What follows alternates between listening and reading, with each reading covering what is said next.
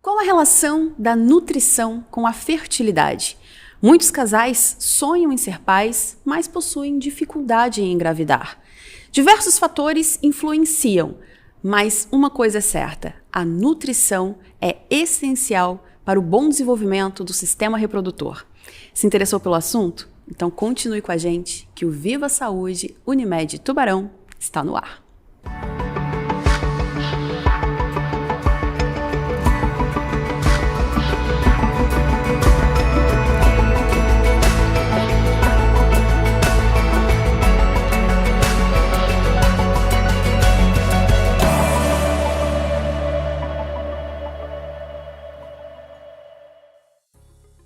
E em nome da Maria Rocha e da Unicred, eu recebo aqui a nutricionista Thalita Colasso. E a gente vai falar sobre um tema tão importante, que é a nutrição e a fertilidade.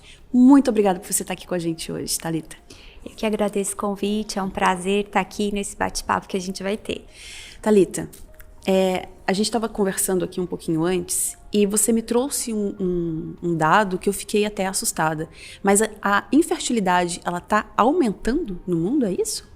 A cada ano que passa, os estudos mostram que o número de infertilidade no mundo vem aumentado. E quando a gente para ir a fundo no que realmente causa, nos fatores que causam a infertilidade, dá para ter uma noção que a geração que está vindo será uma geração de inférteis. Nós vamos abordar mais para frente, né, alguns dos motivos, mas uso de muito celular, alteração da qualidade do sono, o consumo de industrializados, de estresse, baixa qualidade de nutrientes, tudo isso tem uma ação no organismo, tanto feminino quanto masculino, que afetam diretamente a nossa fertilidade. E vai além. Como foi a gestação, a qualidade da gestação materna, de nutrientes, também define a fertilidade da prole, dos bebês que estão vindo. Então, a gente consegue intervir nessa questão de fertilidade desde a época da nossa avó, que nós unimos 3 gerações em uma numa gestação. Não acredito. Então, desde que os nossos avós nos geraram, influenciam em como a gente hoje vai ser fértil ou não? Infértil? Tem relação, Aline, por quê? Quando uma mulher ela gera um bebê, principalmente uma menina, a quantidade de folículos, de óvulos que aquela menina vai ter, ela é formada dentro do ventre materno. A menina já nasce com um número contados de folículos. Então, se aquele bebê dentro da mãe já tem o seu folículo e o folículo da mãe foi gerado na avó, a gente consegue unir 3 gerações em uma. Então, como foi essa gestação da avó e da mãe, tanto de controle de estresse, exposição ao fumo, ao álcool, a contaminantes, aos nutrientes, isso tem relação na qualidade desse óvulo, que é o oócito, que vai passando, sim, de geração para geração. Um exemplo muito clássico é o ovário policístico. A síndrome dos ovários policísticos tem relação em algumas situações com a gestação materna daquela menina que lá na frente pode apresentar essa doença, essa patologia. Então, Thalita, a nutrição e a fertilidade, na verdade, ela vai muito além da nutrição. Sim. Não é só o nutricional. Tem o estresse, tem o emocional. E eu queria que você explicasse um pouquinho assim pra gente, né? O que pode causar? Quais são as principais causas de uma infertilidade? Eu sei que são muitas, mas só pra gente pincelar. As causas são multifatoriais, né? Existem as causas que a gente consegue controlar e as que a gente traz no nosso material genético, que é mais difícil de modificar.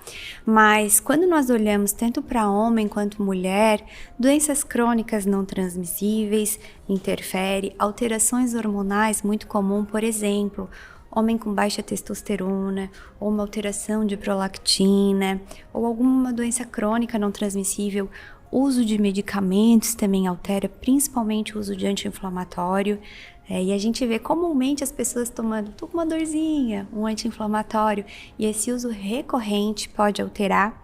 Nas mulheres a gente também vê endometriose, ovário policístico, trompas, às vezes obstruídas, obesidade é muito comum também alterar a questão da fertilidade, ciclo circadiano, a má qualidade do sono também altera, porque hormônios que estão associados ao sono, por exemplo, a melatonina, ela tem ação no ovário e no testículo, que tem uma ação antioxidante, que altera a qualidade do produto final, né? Que é o espermatozoide e o recrutamento e a qualidade dos folículos. Fora os fatores anatômicos, né? Sim. Problemas de varicocele, testicular, criptorquidismo, que é quando o testículo nasce dentro da barriguinha do bebê e não desce sozinho, alguma pancada, alguma torção testicular, problemas ejaculatórios, tem a ejaculação retrógrada que a gente fala, são inúmeros os fatores. E também tem alguns fatores comportamentais, por isso que é tão importante no consultório a gente fazer essa conversa individual, porque o simples fato de uma compressão constante no testículo pode causar uma alteração de espermatozoide. Por exemplo, é muito comum, se a gente primeiro parar para pensar como é o testículo, ele já é fora do corpo justamente porque ele tem que ficar numa temperatura mais fria. No entanto que no inverno ele fica mais próximo ao corpo e no verão ele se alonga e fica mais distante do corpo para tentar manter esse equilíbrio, essa homeostase de temperatura. Então, se eu faço algo que comprime muito o testículo próximo ao corpo ou que aquece muito o testículo, pode causar alteração. Isso é o caso comum em caminhoneiros, por exemplo, que ficam longos períodos sentados em bancos de couro, geralmente, que o testículo fica comprimido e aquecido. Então, andar de bicicleta. Andar de bicicleta, tem estudos que mostram que semanalmente quem anda em torno de 3 horas ou mais pode ter comprometimento na qualidade do esperma, sem contar na compressão, as roupas muito apertadas e alguns tecidos mais modernos também têm substâncias químicas que o testículo pode absorver e alterar essa qualidade do espermatozoide. E é interessante, Thalita, porque assim, muitas vezes, eu não sei se no teu consultório, mas muitas vezes a gente vê as mulheres, né, correndo atrás dessa coisa da fertilidade, de querer ser mãe, de indo atrás, investigando por que não consegue, mas o homem também tem uma parcela, e uma parcela muito grande, né, nesses casos. Só agora você citou inúmeros casos que são do homem, né? Aline, se a gente for olhar no mundo, a proporção de infertilidade no casal é praticamente 40% das causas de infertilidade masculina, 40% feminina, 15% pode ter alteração genética e 5% incompatibilidade do casal, ou o inverso. Mas, geralmente, essas causas de infertilidade sem causa aparente, muitas vezes é porque a causa ainda não foi descoberta. E a gente vê comumente no consultório as mulheres indo atrás, fazendo exames, buscando, enquanto que o homem não foi feito nenhum exame. E se a gente iniciar por um espermograma, um simples espermograma, que é um exame fácil, indolor, relativamente barato, dali a gente consegue direcionar. E eu posso afirmar que hoje, nas investigações feitas em consultório, junto com os médicos parceiros, né, a infertilidade masculina está aumentando significativamente. E infertilidade não tem cara, né? Porque muitas vezes são pessoas que têm aspecto físico saudável, qualidade alimentar, mas não conseguem engravidar e a gente vai ver que tem problema na produção ou na alteração de morfologia, enfim, do espermatozoide. E a nutrição, então, né? Se a gente for entrar agora nesse quesito nutricional. A infertilidade, ela pode estar ligada a uma desnutrição, por exemplo? A infertilidade, ela pode estar ligada ao excesso de peso, à obesidade. Ela pode estar ligada à desnutrição, ao baixo peso, até porque hormônios sexuais têm que ter uma quantidade adequada de gordura corporal e gordura na dieta para poder ser produzido. Ela tem relação com o estilo de vida, com o uso de álcool, com o uso de cafeína. Muitas vezes eu atendo pessoas que praticam atividade física e que tomam estimulantes à base de cafeína e a gente tem que tirar. Por quê? Porque a cafeína pode alterar a fertilidade, alterando o espermatozoide, afinando o endométrio, aumentando chances de aborto, problemas depois durante a gestação. E tem algo, Aline, que é muito importante, que é o que mais está afetando no nosso dia a dia, que são os disruptores endócrinos, que a gente pode falar um pouquinho mais deles, que eu acho que é muito importante pontuar, que está cercando a gente no dia a dia, que tem muita relação com as toxinas no qual está na nossa rotina, desde as panelas, dos cosméticos, dos alimentos, dos agrotóxicos. Então, tudo isso tem afetado direta e indiretamente a nossa fertilidade. Existe algum jeito, né, da gente tentar melhorar isso? Porque, como você falou, tá no nosso dia a dia. Mas assim, então, usar determinado tipo de material, né, tipo uma panela, alguma coisa, existem algumas formas que a gente consegue melhorar? Existe e deve, são as principais orientações. A mudança no estilo de vida, não somente na qualidade alimentar, porque os nutrientes têm ação direta, como antioxidante, melhora o funcionamento celular, a gente consegue fazer toda uma modulação epigenética. Essa mudança comportamental, ela faz com que o nosso organismo consiga, como é que eu posso dizer, se renovar. Por exemplo, o nosso organismo, para ele funcionar, é uma sincronia de hormônios, né? Um exemplo o cérebro manda uma mensagem, produz a testosterona, que é um hormônio masculino que se liga na célula e dá uma resposta, que essa resposta seria a produção do esperma. Quando eu tenho algo de forma exógena, que vem e se liga nesse receptor que era para ser da testosterona, eu tenho uma resposta final alterada. Então, isso é o disruptor endócrino, né? E onde eles estão? Estão desde a água encanada, porque muitas vezes a água ela pode vir com níquel, pode vir com chumbo, até mesmo alumínio, dependendo da questão da tubulação. Ela tá nos nossos cosméticos, desde maquiagem, protetor, esmalte, perfume, nas embalagens plásticas. Então, nós começamos por aí, tirando o plástico. Nutricionista que trabalha com fertilidade, uma das primeiras orientações vamos tirar plástico. Tupperwarezinha de vidro, garrafinha de vidro, porque o plástico faz essa ação de disruptor endócrino no nosso organismo. As embalagens de enlatado, a parte interna principalmente, ela também tem essa ação. E o alumínio em geral. Então, o que é o objetivo de panela, por exemplo? Evitar usar ligas de alumínio na panela, né? E evitar o teflon. O teflon, ele consegue ser ainda pior que o alumínio, porque ele tem uma substância que se chama perfluorato. Essa substância, ela passa para o alimento, ela contamina o alimento e ela é volátil. A gente acaba aspirando também. E ela tem essa ação de alterar os nossos hormônios e dar uma resposta. Quando eu falo resposta, no que eu me refiro? Alteração de esperma e alteração de implantação do embrião, maior chance de aborto, da morte celular. Isso em conjunto com radiação, estresse, má alimentação, mau estilo de vida.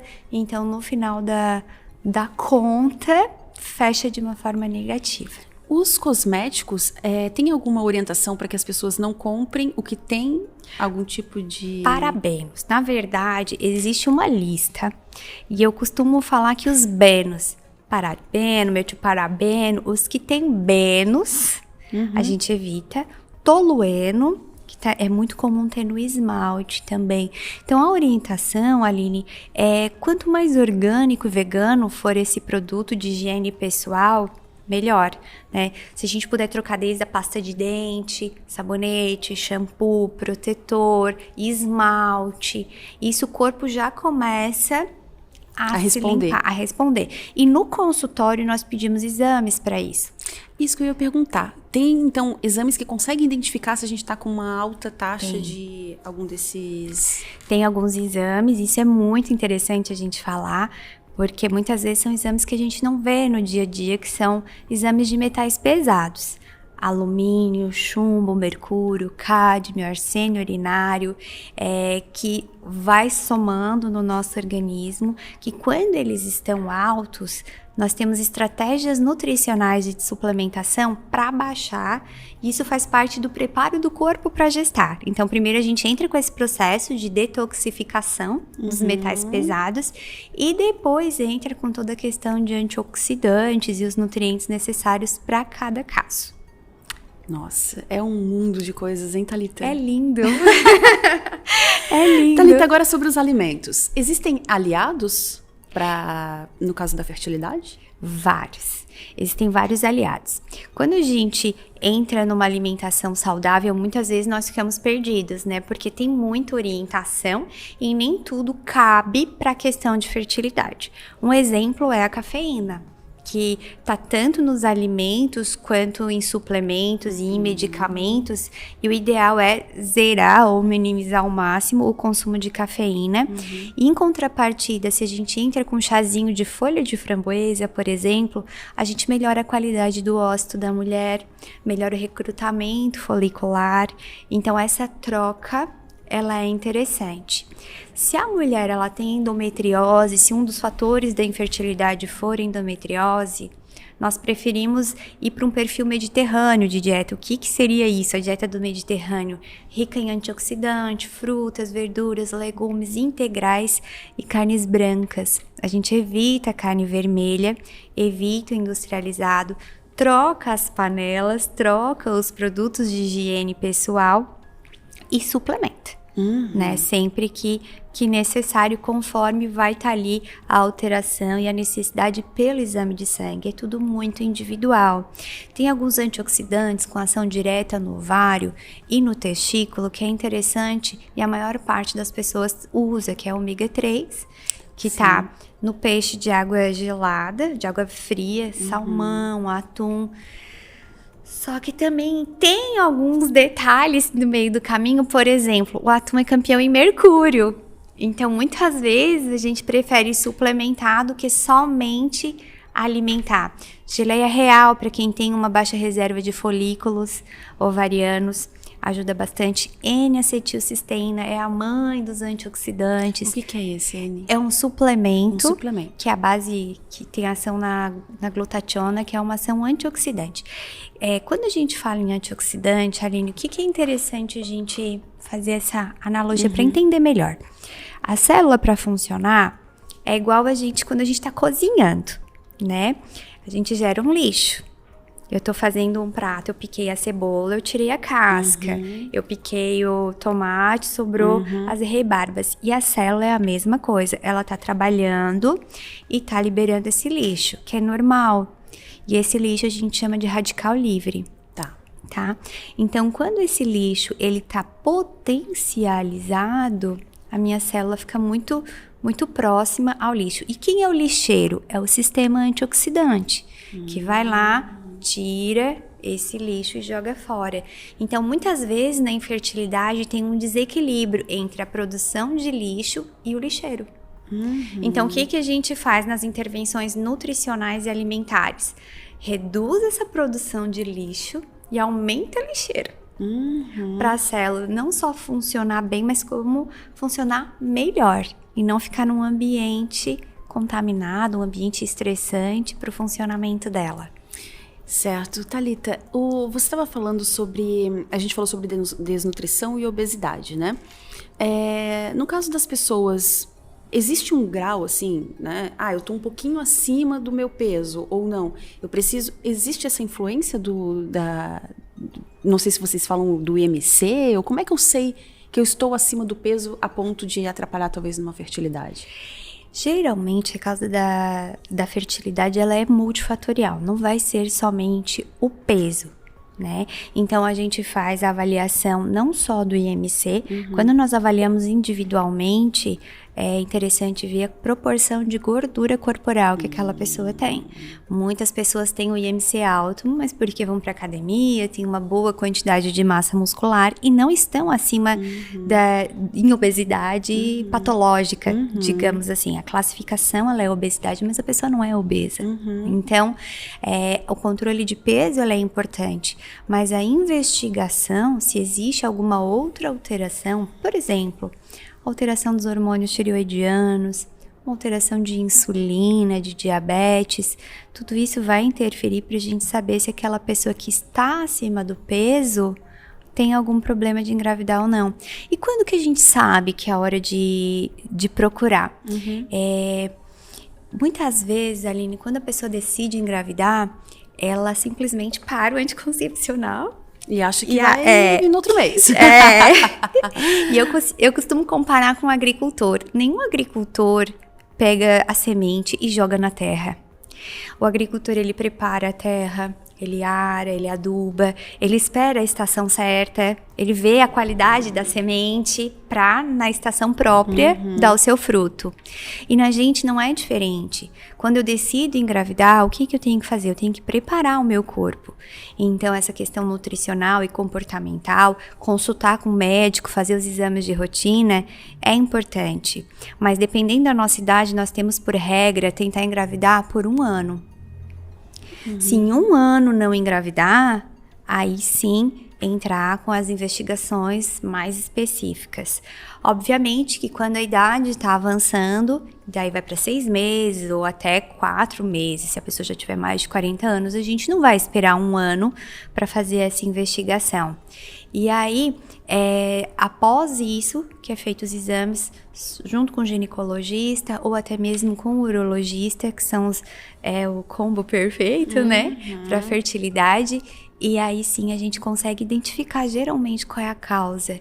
Porque no reino animal, se nós formos ver, se nós pegarmos um animalzinho e colocar eles para procriar, geralmente a cada ciclo, a cada cio, o animalzinho ele tem um bebê. No ser humano isso é diferente. O ser humano, para engravidar a cada ciclo, se tudo tiver em condições perfeitas, nós temos em torno de 20 a 25% de chance de engravidar, que é muito baixo se parar para pensar. Com certeza. Então, no final de 1 ano, tentando todos os meses engravidar, eu tenho 90% de chance de engravidar. Então, se eu não engravidei dentro desse 1 ano, aí sim é interessante estar fazendo essa investigação. E, Thalita, você falou sobre a idade, né? Existe realmente essa relação da idade com a fertilidade? Existe uma relação direta. Assim como nós nascemos com uma quantidade contada de folículos, né, de ócitos, o nosso estilo de vida determina a qualidade desses ócitos, e a partir dos 30 e depois dos 35 anos nós temos uma queda brusca na produção não, né? Na liberação, porque foi sendo liberado ao longo de cada ciclo. Quanto antes a menina entra na menarca, quanto antes ela fica mocinha, a tendência é perder mais antes do tempo. Isso. E também uma menarca muito tardia também não é interessante. Está associado à alteração. Quanto que é tardio? 15, 16 anos. Ah, já é considerado tardio. Já é considerado tardio. E cedo, 9 anos, até 10 anos, também é considerado precoce. Hoje, eu não sei se mudou esse padrão, eu vou fugir um pouco aqui, mas assim, eu não sei se mudou esse padrão da menstruação, porque parece que antigamente não era tão cedo que as meninas menstruavam, ou eu tô enganada? Ou sempre foi mais ou menos essa idade, 11, 12 anos, é isso mesmo? 12 anos, 11 anos é a média. Porém, hoje, com essa alteração de alimentação, de contaminantes, de agrotóxico, isso causa uma alteração hormonal, que são os disruptores endócrinos, e também alguns estímulos visuais, sensoriais. Por exemplo, como nós estávamos conversando, muitas vezes crianças muito novas veem cenas na TV de beijo, de sexo, e isso causa um estímulo cerebral que pode antecipar essa puberdade. Hoje em dia, eu vejo as mães preocupadas com isso, levando seus filhos no endócrino pediatra para avaliar se realmente está tudo dentro. E em algumas situações, tem como retardar esse processo de menstruação. Né? Não é uma recomendação, é só se isso tem específico indicação, né? Uma indicação específica, mas tem como controlar isso de uma forma hormonal. Mas hoje em dia nós estamos vendo cada vez mais cedo as meninas entrarem na menarca. E uma coisa importante, nos 2 primeiros anos de menstruação, a menstruação ela tem uma sincronia hormonal. Então, é como se o organismo da menina, ele ainda não tivesse maduro para aquilo. Então, é comum ficar períodos sem menstruar, muitas vezes ter muita cólica, ter muita espinha, muita acne no rosto.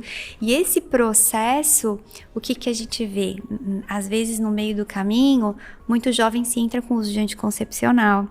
E aí, lá na frente, quando vai pensar em engravidar e parar o anticoncepcional, a pessoa nem conhece o seu ciclo real, porque já entrou com a medicação. Então, o anticoncepcional tem que ser muito bem avaliado pela médica ou médico ginecologista para ver se é compatível com a necessidade de cada um. O uso prolongado, agora vamos falar um pouquinho sobre o anticoncepcional. Algumas pessoas, elas param de tomar, talvez já engravidam, outras falam, não, mas a gente precisa de um período sem... Existe isso? Existe um período que a gente realmente... 6 meses sem tomar anticoncepcional para conseguir limpar o corpo, alguma coisa nesse sentido. Ou não, porque muita gente esquece um comprimido e também consegue engravidar, né? Então, qual que é a relação disso? É aquela história. Preparar o corpo deixa uma gestação, deixa um corpo bem preparado, bem nutrido para receber um bebezinho. Não significa que parar o anticoncepcional a pessoa não vai estar ovulando e não tem a chance de engravidar.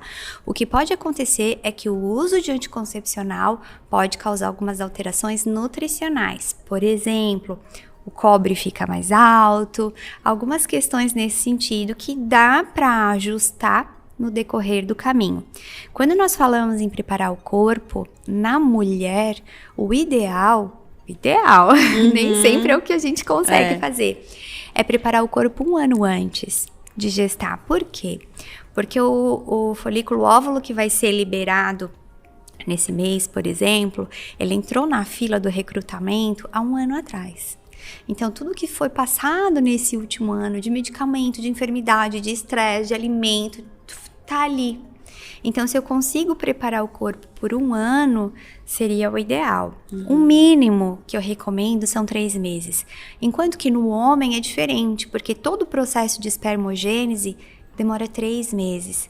Então, o esperma que está começando a ser produzido hoje, se eu expor ele a um bom acompanhamento nutricional, em 3 meses eu já tenho um ciclo novo de esperma.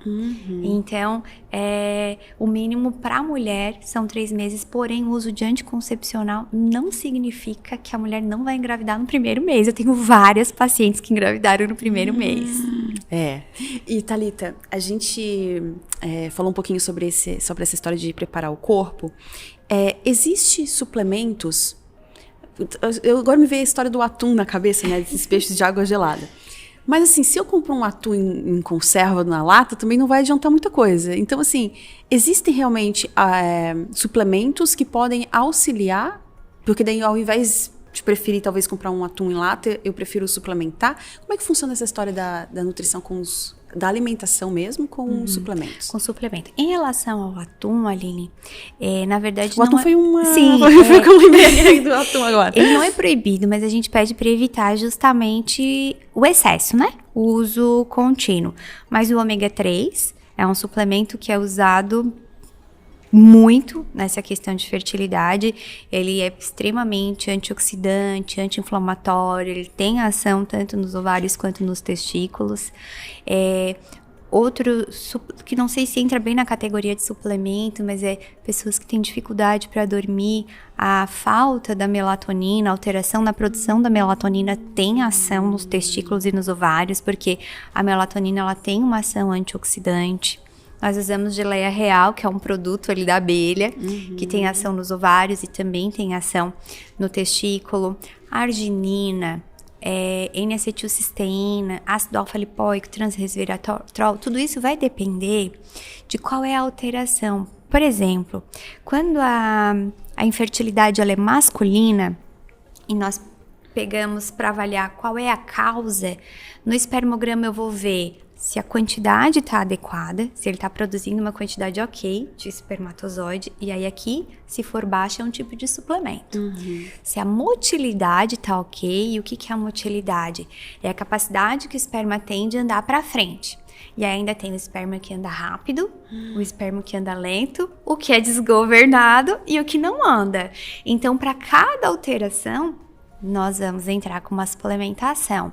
E tem a morfologia de Kruger, para saber se o esperma tá perfeito, se a cabeça tá ok, se o corpo tá ok, se a cauda tá ok. Porque se tiver alteração, 2 caudas, 2 cabeças, não tem corpo, não tem cauda, isso também é um impeditivo de gestar. E muitas vezes, Aline, o espermograma está ok e tem um exame complementar que a gente chama de fragmentação de DNA espermático, que é a matéria genética que esse esperma carrega. E às vezes esse está fragmentado. E aí aqui tem outro perfil de suplementação. Por isso que cada caso ele vai definir. Então o homem precisa suplementar também? Sim, tanto quanto mulher, o homem tem que fazer as mudanças comportamentais e alimentares. Porque pode comprometer a qualidade do esperma. Sim. E daí pode resultar até, talvez, numa má formação ou num aborto, por exemplo? Pergunta excelente, Aline. Por quê? Quando esse esperma está fragmentado, o que ele pode causar? Um aborto, né? Pode causar câncer infantil, má formação. E, às vezes, o que a gente vê no consultório? Abortos de repetição. Mulher investigando trombofilia, né? E não tem trombofilia. Vamos ver, é o DNA do esperma que não tá legal. Então, nós temos que atuar no homem, na saúde do homem. E o que a gente vê? Muitas vezes o homem pensa, não, mas ela engravidou, o problema não é comigo. Mas às vezes a qualidade daquele esperma até engravida, mas perde. Ele pode, claro, se mudar o comportamento, ele pode alterar a qualidade do esperma dele. Então, quer dizer que não é uma condição que ele vai ficar para sempre. Fazendo mudanças, pode ser que melhore a qualidade. Não necessariamente. Por isso que é importante fazer uma investigação bem feita para achar qual é a causa que está alterando aquele esperma. Se for uma causa bem comum, é varicocele. Né? O que é varicocele? O que é varicocele? Os testículos, eles têm todas suas veiazinhas, suas artériazinhas, ele é irrigado. Então, quando elas se dilatam, quando elas fazem varizes, a irrigação do testículo fica comprometida e, consequentemente, a produção desse espermatozoide fica comprometida. Então, é extremamente importante passar pelo urologista, fazer o teste físico, fazer ultrassom se necessário, para ver se está dilatado. E aí, nesse caso, tem a cirurgia de varicocele, que é uma cirurgia simples, tranquila de fazer, e que daí, em torno de 3 a 6 meses, há uma melhora significativa na produção de esperma. E Thalita, a gente falou sobre a mulher, né? Eu acho que a partir talvez não sei se existe uma idade, mas talvez a partir dos 40 anos pode ser que tenha uma dificuldade maior de engravidar. O homem acontece isso? Ele também vai envelhecendo os espermas, isso ou não? Acontece. Depois dos 45 anos tem uma mudança na característica do esperma, mas a gente vê que é muito menos do que na mulher. A mulher, ela nasce com uma quantidade contada, o homem continua produzindo. Né? Então, às vezes, a qualidade, dependendo principalmente do estilo de vida do homem, cai, mas não tem nem comparação com a questão da infertilidade feminina com o decorrer dos anos, mas que tem uma redução na qualidade, tem, a partir dos 45 anos. Do homem? Do homem. E da mulher é 40 mesmo? Na mulher, a gente vai a cada 5 anos, 35 já tem uma baixa significativa, mas após os 40, a chance de engravidar fica em média 2%, um pouquinho mais. E tudo isso também, além do que vai definir? Como foi o estilo de vida daquela mulher, né? Porque se eu tenho uma vida saudável, ainda assim cai essa quantidade, mas a qualidade do que tem pode ser bom. Né? E hoje, como que a gente sabe se eu tô ainda com uma reserva ok ou não? Inicialmente, a ginecologista, o ginecologista vai pedir um ultrassom transvaginal com contagem de folículos num período determinado do ciclo, para ver se os ovários estão com folículos numa quantidade suficiente. E tem um exame de sangue que se chama antimileriano. Esse exame, ele vai dizer se a minha quantidade de folículos está normal, está baixa. E aí também existe suplementações específicas para tentar aumentar o antimileriano. Isso que eu ia perguntar. Então, existe algumas suplementações, alguns alimentos que ajudam a aumentar esse número? Sim, tem. Principalmente essa questão de reduzir contaminante, aumentar antioxidante. E nesse processo, Aline, de investigação, nós encontramos muitas vezes intolerâncias alimentares. As intolerâncias alimentares, às vezes, estão ali de forma silenciosa, favorecendo o processo de infertilidade. Um desses exemplos é a doença celíaca, que é o problema com o glúten, que um dos sintomas da doença celíaca pode ser infertilidade. Uma tireoidite de Hashimoto, que é uma alteração tireoidiana. Então, é um tema realmente muito amplo. Muito. Que a gente tem que ir a cada área que a gente está falando, assim, a cerejinha do bolo. Mas vai tendo ramificações. Tem várias ramificações. Thalita, quais são os alimentos que deve ser evitado a qualquer custo? Existe essa... Existe. Os superindustrializados, né, que além de eles terem uma grande dose de conservante, corante, baixa qualidade nutricional, geralmente eles ainda vêm em embalagens que liberam toxinas no alimento, carnes ultraprocessadas, a gente cozinhar mais e desembalar menos, né? Os alimentos mais. Os alimentos de verdade são os mais indicados. E, de preferência, sem agrotóxico. Mas se a gente puder evitar o consumo de agrotóxico, porque ele também é um disruptor endócrino. Então, ainda que eu aumente o consumo de frutas e verduras, seria interessante consumir com baixo teor de agrotóxico. Uma dúvida que surgiu, eu tive endometriose, né? Tu sabes. E eu realmente, o que foi tirado da minha dieta foi carne vermelha. Por que a carne vermelha ela é inflamatória? Ela é pró-inflamatória. No caso de endometriose, carne vermelha, a gente evita em algumas situações o glúten, porque nessa situação, sim, o glúten pode piorar a inflamação e aumentar os focos de endometriose, aumentar os antioxidantes, que são as verduras, os vegetais, os integrais, e o corpo começa a remover o lixo e melhorar a qualidade celular. Dependendo, Aline, se a mulher ela não tem intenção de engravidar, o médico ginecologista ele cessa essa menstruação, que daí nesse caso é o ideal, com algum hormônio, né, de anticoncepcional, porque a teoria da endometriose é de menstruação retrógrada, né? Então, não menstruando ajuda a estabilizar. E apesar de a endometriose não ter cura, a dieta ela entra como uma grande aliada da endometriose. E no teu caso veio o bebê. É verdade, né? E Thalita, os vegetarianos, os veganos, eles levam vantagem então nesse sentido? Ou não tem nada a ver? A dieta vegana e a dieta vegetariana, ela influencia em alguma coisa? Em partes, Aline, porque hoje em dia é muito complicado titular o que é vegano, o que é vegetariano. Uma pessoa que às vezes não come carne, se diz vegetariana, mas come industrializados, come alimentos de baixa qualidade nutricional. Então, se é uma pessoa que segue um estilo de vida saudável, com controle alimentar e que estão com as vitaminas ok em dia, porque em algumas situações pode ter uma deficiência de ferro, uma deficiência de vitamina B12, leva uma certa vantagem. Mas tem que também ter esse controle do quê? Das panelas, dos agrotóxicos e por aí vai. Vai ter um monte de gente hoje olhando pra ver se a panela tem liga da panela. A liga da panela, onde é que eu acho essa liga da panela? Mas isso é uma informação interessante. Tem escrito qual é a composição dessas? Tem. A principal recomendação é evitar os flons, né? Hoje geralmente se vende livre de FOA, que são os perfluoratos. Existe essa... Existe, porque desde 2015 é proibido vender o Teflon. Então, hoje tem outros flons, né?